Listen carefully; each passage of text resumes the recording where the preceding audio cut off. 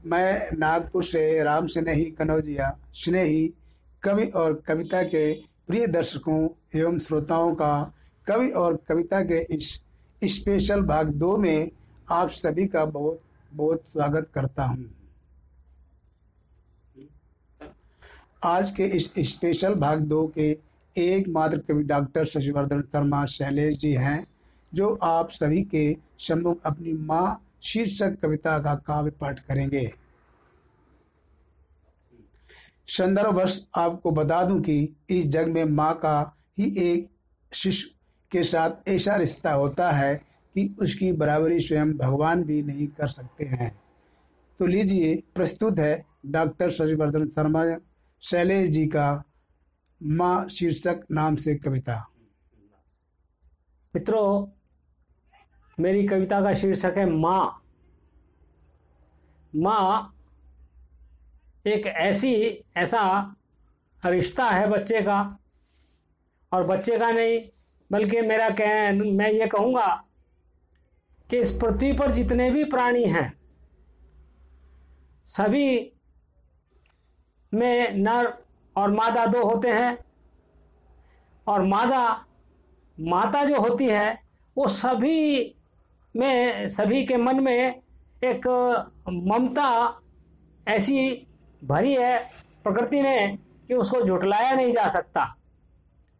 तो मित्रों, मेरी जो कविता है वो माँ और ममता, इन दोनों को आप चाहें तो पर्यायवाची कह सकते हैं, क्योंकि पिता के मन में संतान के प्रति प्रेम होता है, लेकिन वो ममता उसके मन में नहीं समा पाती जो एक माता के मन में समाती है। तो मित्रों, मेरी कविता मैं पढ़ना प्रारंभ करता हूँ।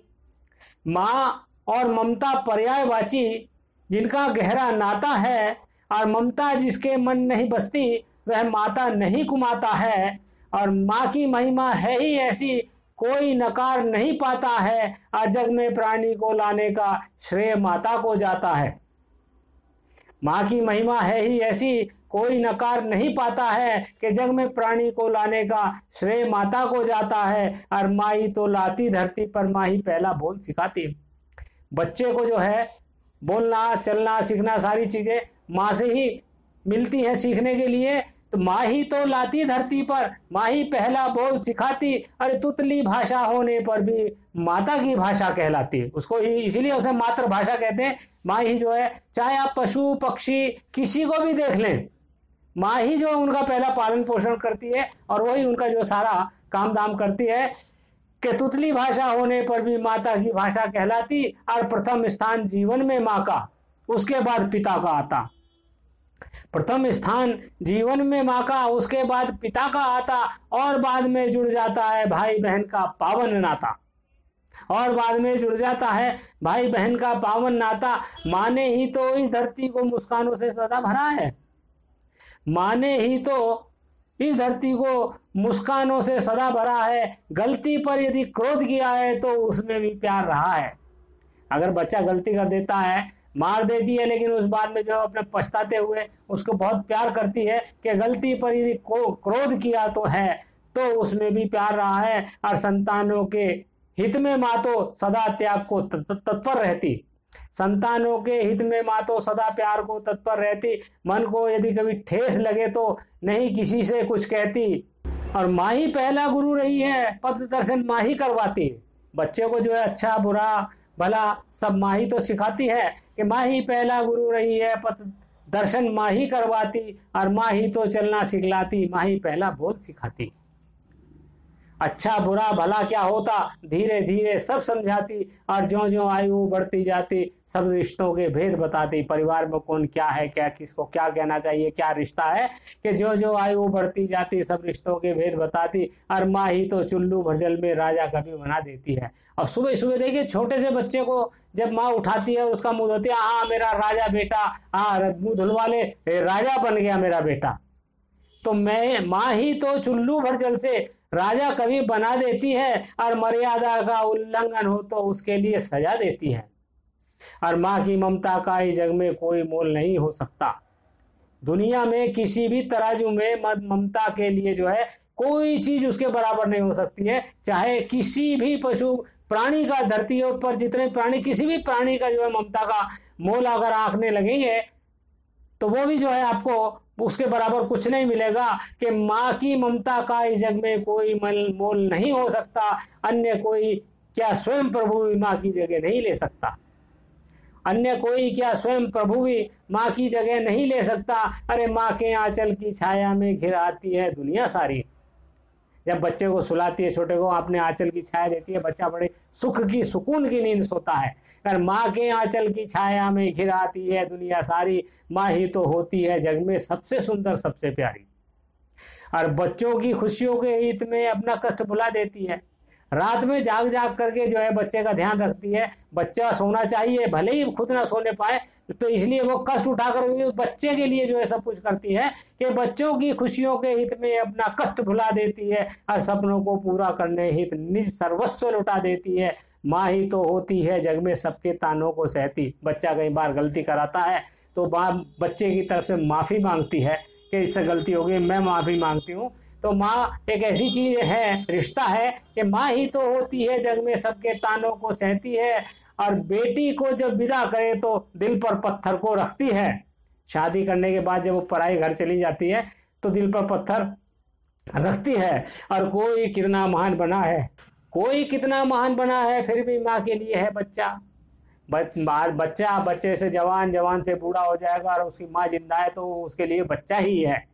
कोई कितना महान बना है, कितना भी बड़ा बन जाए, अपनी माँ के लिए जो है वो बच्चा ही कहलाता है। कोई कितना महान बना है, फिर भी माँ के लिए है बच्चा। और सभी प्यार हो सकते झूठे, लेकिन माँ का प्यार है सच्चा। माँ ने भेद कभी नहीं माना, बेटा बेटी एक समान। माँ के लिए दोनों संतानें एक ही बराबर हैं, लड़का हो लड़की हो, बेटा बेटी कोई भी हो। तो माँ ने भेद नहीं माना, बेटा बेटी एक समान। प्यार कभी भी नहीं बटा है, दोनों हैं उसकी संतान। बच्चे को यदि चोट लगे तो प्रथम दर्द माँ को होता है। बच्चा चलते चलते गिर जाता तो माँ उठा के बोलती है, बेटे चोट तो नहीं लगी कहीं? हाँ राजा बेटा है, ठीक हो गई, जल्दी होगी, ठीक हो गई, चींटी मार दी, चलो ठीक हो गई। और बच्चे को यदि चोट लगे तो प्रथम दर्द माँ को होता है। और चोट लगे बच्चा रोता तो माँ का दिल भी संग रोता है। और भाई बहन हो सकते, भाई बहन कई हो सकते, लेकिन माँ होती है एक। आपके 8 10 4 6 भाई बहन हो सकते हैं, लेकिन माँ पूरी दुनिया में एक ही होगी। भाई बहन और रिश्ते बहुत सारे हो जाएंगे, लेकिन माँ का रिश्ता कहीं दूसरी जगह नहीं जुड़ सकता।